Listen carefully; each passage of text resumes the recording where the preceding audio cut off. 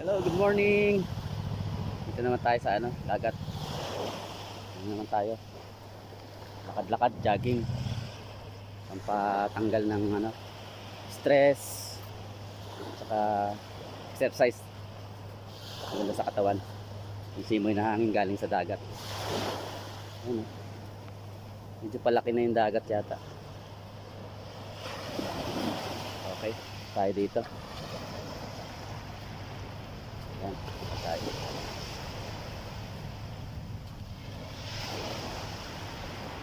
Oh, ginagawa pala to. May gumagawa kahit Friday. Friday ginagawa. Tagal na yan ginagawa. Ganda. Harap na harap sa dagat. Ganda ng feeling ng ganyan. Pahingahan. Rest house ba? Pangarap ko rin ganyan. Magkaroon ng rest house sa harap ng tabing dagat. Gusto ko magpahinga. Family ko. Bakasyon. Sarap siguro ng feeling ng gano'n. Ang daming nagja-jogging dun, eh. Sa malayo. Mga tao dun.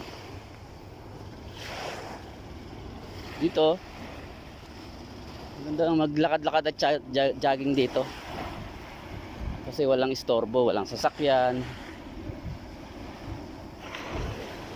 lahat nagwo-walking lang, jogging.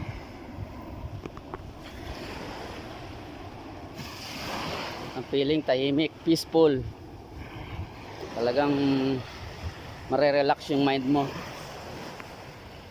Kung stress ka sa trabaho ng 1 week, pumunta ka lang dito, mare-release yung stress. Kaya ganun ginagawa ko. Minsan talaga yung trabaho sobra stress. Pag rush na madali, hindi natin maiwasan yung ganun. Talagang kasama sa trabaho yan, mag-extend ng oras, kasama talaga yan. Kasi minsan tinatapos yung trabaho, kailangan may deliver ng sa date na gano'n, due date. Okay, may sasakyan, may dumaan sasakyan. Doon lang naman sila sa tabi. Marespeto naman sila. Ganda rito, naka-recrap. Recrap. Tibay. Ganda. Naka-recrap ang ganda ng bahay. Sana all mayaman. Okay lang yan. Basta buhay. Basta masaya. Basta nakakaraos sa araw-araw at walang sakit. Amen. Yun ang maganda. Aanhin mo yung kayamanan. Kung puro sakit naman, useless din, di ba? Baling simple lang. Normal lang. Pero malusog, masaya, wala kang pinangangambahan ba? Okay na yun, namumuhay ng maayos. Ganun lang naman tayo, eh. Temporary lang tayo dito lahat sa mundo. Walang permanente dito sa mundo. Yun lang. Kailangan natin mag-enjoy lang. Enjoy. So dito, lakad-lakad lang. Pero di nyo alam. Lahat naman tayo may problema. Tulad ko. Hindi ko lang sinishare kasi medyo sensitive sa family ko, sa anak. Pero dinadasal ko Lagi kong dinadasal. Sana karaos din. Pero hindi naman tayo binibigo ni Lord. Diyan siya lagi sa tabi natin.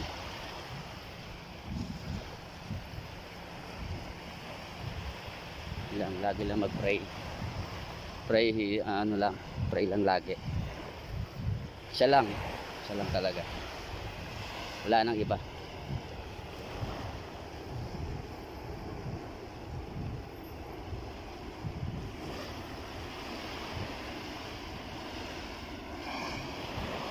Patuloy lang tayong maniwala sa Kanya.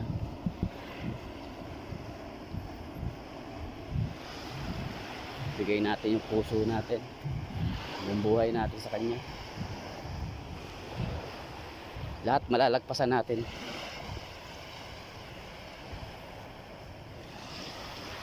Emotional tuloy ako ha.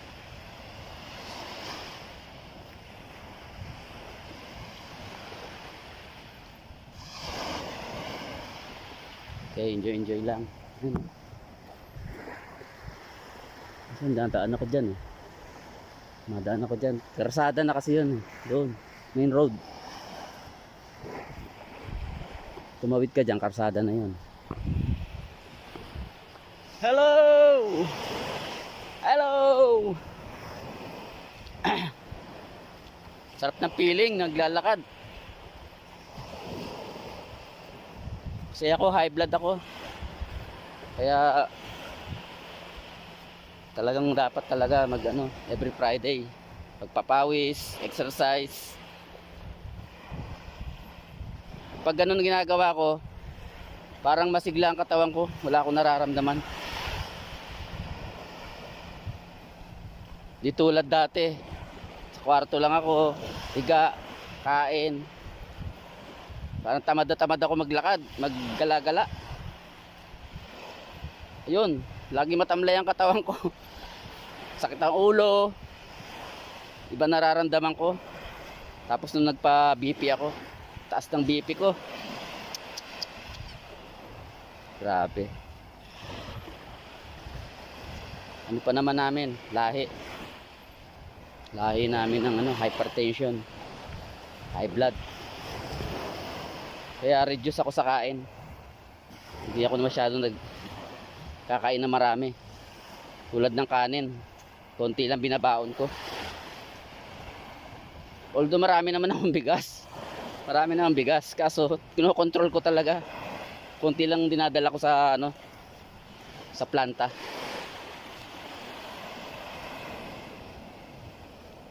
Kasi pag marami ang dinala mo, talagang ubusin mo yun kasi manghihinayang ka eh. Dapat konti lang. Tsaka gulay, isda, yun lang. Kung may prutas, yun. Ang ganda, prutas. May prutas. Pag low budget, itlog. Itlog muna. Wala pa sweldo. Tsaka laga lang. Huwag yung prito kasi may mantika. Boiled egg lang. Ano naman ang doktor yun eh. Sa isang araw, isang itlog. Maganda yun sa katawan, sa mga muscle.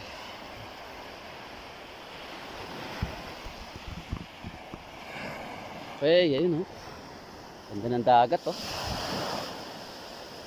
Ganda ng nilikha ng ating Panginoon. Dagat, lupa, langit. Ganda lahat ng nilikha niya, maganda. Ang tao lang ang sumisira. Ginagawang kung ano-anong mga struktura. Ay, mayayaman kasi sila.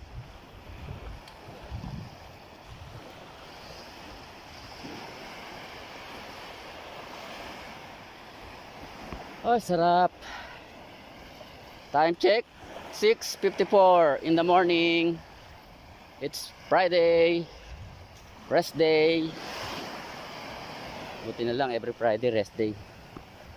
Nung sa Saudi ako, nako, bihira lang ang day off doon.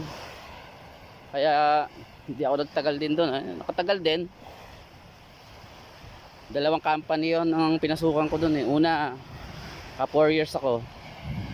Pangalawa, 2 years. Tagal din, no? Tibay din, eh. Pag sanay ka sa hirap, matibay. Kahit anong pagsubok, di basta-basta bibigay. Di tulad ng mga may kaya sa buhay na lumaki. Hindi nila naranasan yung hirap. Kaya konting hirap lang, suko na. Tayo talagang tibay, pero may time na pinanghihinaan din tayo. Pero ang the best na sikreto, yun, sa taas. Pag pinanghihinaan tayo, mag-pray ka lang ng taimtim, biglang lalakas ang katawan mo. Parang mawawala yung mo, panghihina. Parang may iba talaga yung mo, yung pag-iisip mo na parang ituloy-tuloy lang. Parang dinidiktahan ka ba niya na huwag ka sumuko, kaya mo yan, ganun si Lord. Although hindi mo siya nakikita, pero parang pumapasok sa mind mo na ganun ang sinasabi niya, binubulong niya. Sabi niya, Kaloy, huwag kang susuko, kaya mo yan. Yan, naririnig ko yan. Umaano sa isip ko. Lalo na nung time na problema kami, matindi.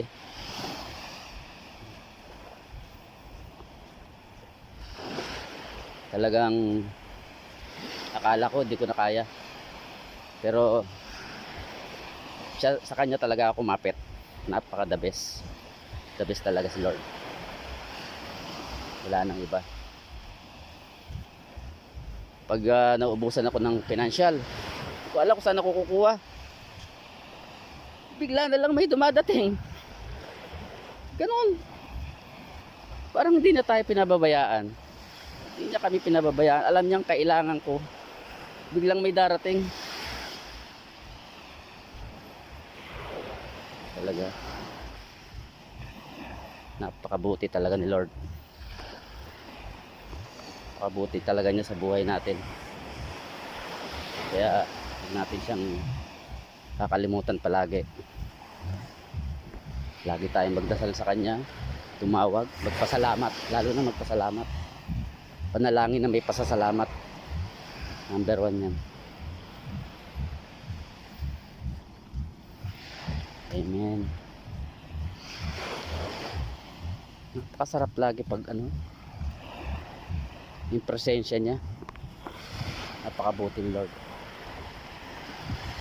Ako di ko akalaing makakapag-abroad ako. Wala sa ko to. Pero dito niya ako dinala. Plano niya lahat. Kasi kung saan kanya dalhin, alam niya na kaya mo. Yun lang yun eh. Kapag binigay sa'yo ni Lord, alam niya yan, kakayanin mo yan. May pagsubok yan, pero kailangan lagpasan mo. Baka mamaya konting konting itatry ka lang niya, konting pagsubok lang. Suko ka na, aayaw ka na. Ay wala. Sabihin ni Lord, wala pala to. Wala palang tibay to. Diba? Ganon. Kaya lagi kang tatawag sa kanya. Lagi tayong manalangin sa kanya. Kasi siya rin ang magbibigay sa atin ng lakas at idea kung ano yung dapat natin gawin. Siya ang mag-guide sa atin. Ganun si Lord. Kahit di mo alam, magugulat ka na lang, bakit ko na kaya yun? Sa isip ko parang hindi ko kaya, pero bigla kong, ba't ko na kaya, di ba? Imposible, di ba? Dahil nandiyan si Lord sa tabi mo. Nandiyan siya. Kaya talagang blessed talaga. Napakabuti mo, Lord. Okay, amen. Ayun yung Oman Air Yun, Oman Air. Ito siguro ano to, pauwi na or galing Dubai. Kasi malapit lang Dubai dito eh.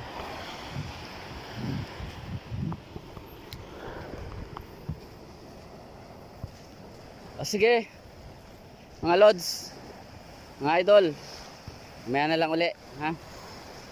Bye bye, mamaya na lang uli.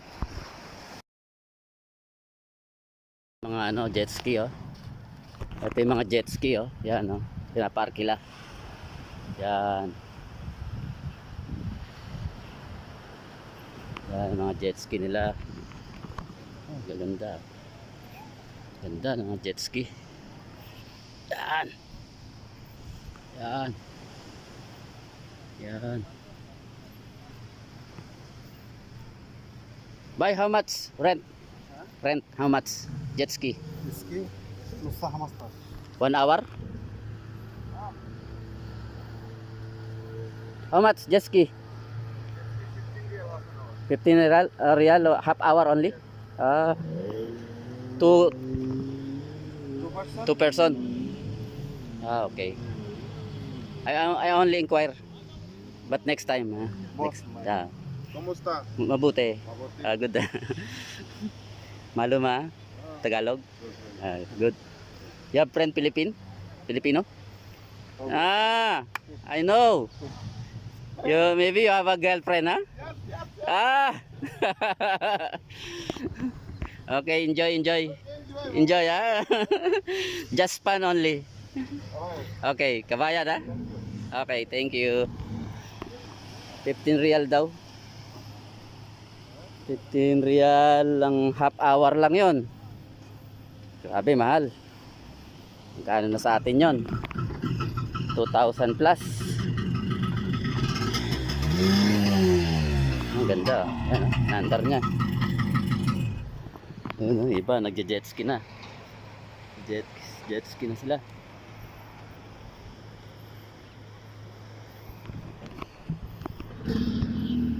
Sakay din tayo dyan pag ano.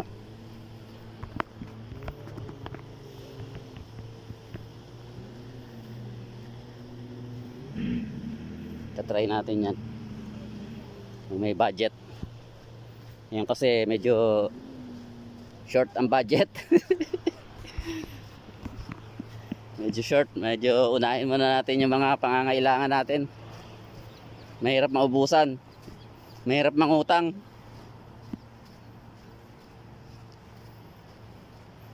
So pag maluwag tayo, try natin yung jet ski half hour.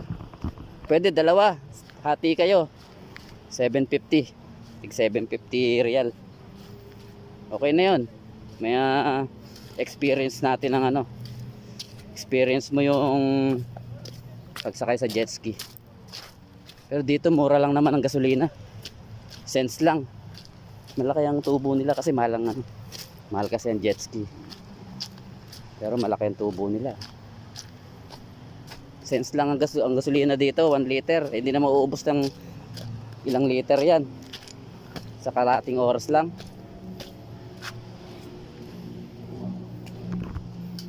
Dito tayo. Dan tayo dito.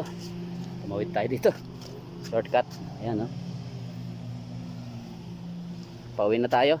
Lakad ulit tayo dito sa ano, dinaanan natin. Balik tayo doon. Balik ako doon sa dinaanan. Kasi nandun yung bicycle natin. Yung bicycle. Hello. Bata. Miss ko tuloy mga anak ko eh. Miss ko mga anak ko. Sarap sila kasama sa mga ganito. Sana makabakasyon. Outing tayo. Batangas tayo, Batangas. Okay, mamaya na lang uli mga idol, mga lods. Abang-abangan nyo lang mamaya uli. Love you all, God bless.